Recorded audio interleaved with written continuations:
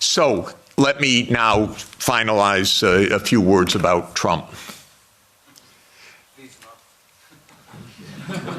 Trump does not want the losing hand. This is why it is more likely than not this war will end, because Trump and President Putin will agree to end the war. If Europe does all its great warmongering, it doesn't matter. The war is ending. So get it out of your system. Please tell your colleagues. It's over. And it's over because Trump doesn't want to carry a loser. That's it. It's not some great morality. He doesn't want to carry a loser. This is a loser. The one that will be saved by the negotiations taking place right now is Ukraine. Second is Europe. Your stock market's rising in recent days by the horrible news of negotiations. I know this has been met with the sheer horror in these chambers, but this is the best news that you could get. Now, I encouraged, they don't listen to me, but I tried to reach out to some of the European leaders. Most don't want to hear anything from me at all. But I said, don't go to Kiev. Go to Moscow. Discuss with your counterparts. Are you kidding? You're Europe. You're 450 million people. You're a $20 trillion economy. You should be the main economic trading partner of Russia. It's natural links. By the way, if anyone would like to discuss how the U.S. blew up Nord Stream, I'd be happy to talk about that.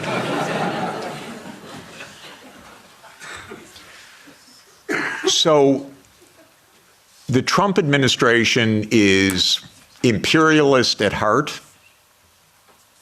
It is great powers dominate the world. It is we will do what we want when we can. We will be better than a senescent Biden, and we'll cut our losses where we have to. There are several war zones in the world, the Middle East being another. We don't know what will happen with that. Again, if Europe had a proper policy, you could stop that war. I'll explain how.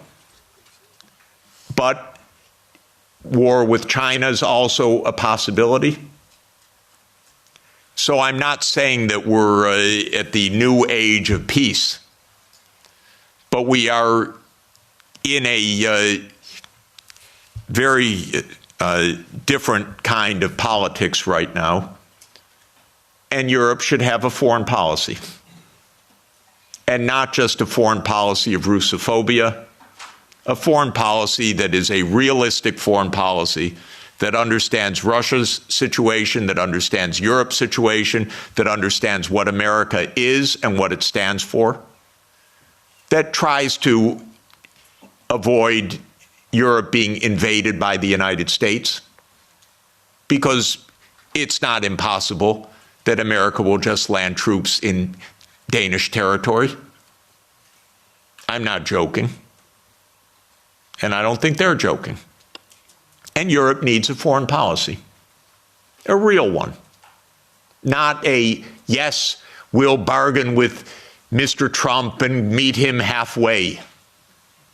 You know what that will be like? Give me a call afterwards. Please don't have American officials as head of Europe.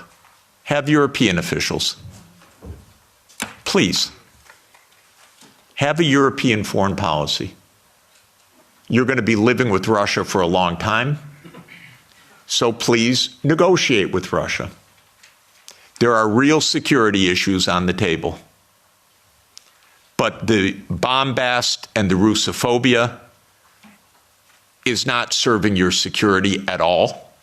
It's not serving Ukraine's security at all. It contributed to 1 million casualties in Ukraine from this idiotic American adventure that you signed on to and then became the lead cheerleaders of. Solves nothing. On the Middle East, by the way, the U.S.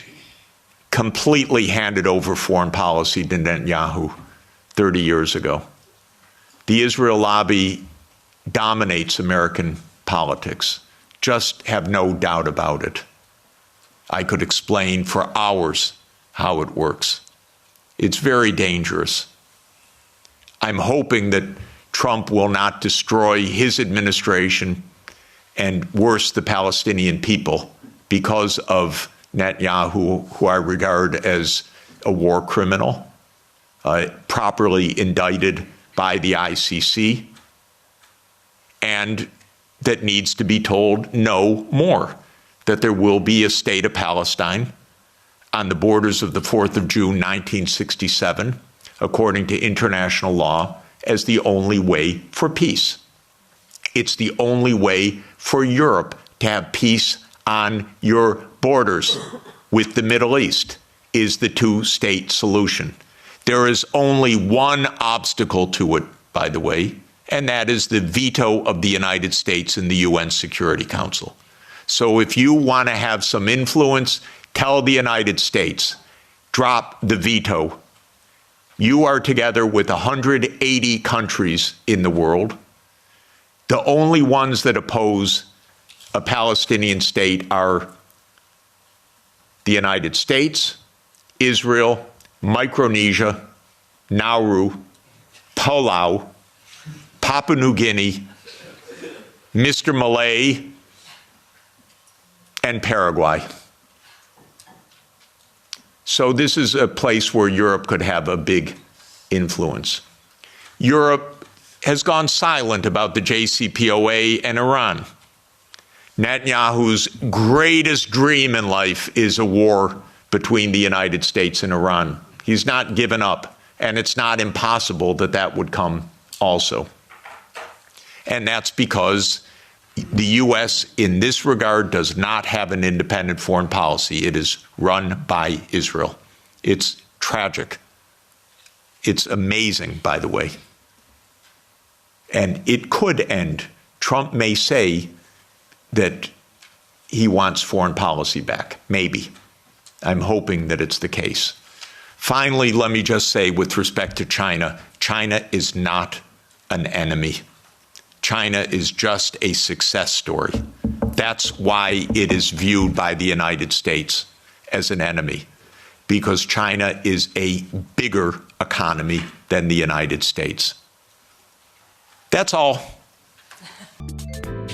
偷偷告诉大家，我最近发现了新法宝 Royal Face 逆时奇迹系列，它有活肤露、全效精华，还有精华霜。尤其我皮肤比较偏干，所以我非常的注重保湿。保湿做得好，肌肤自然烹润。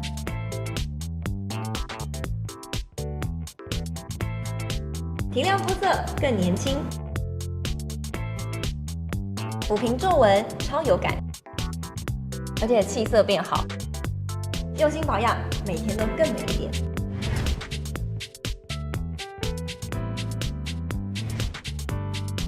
美吧。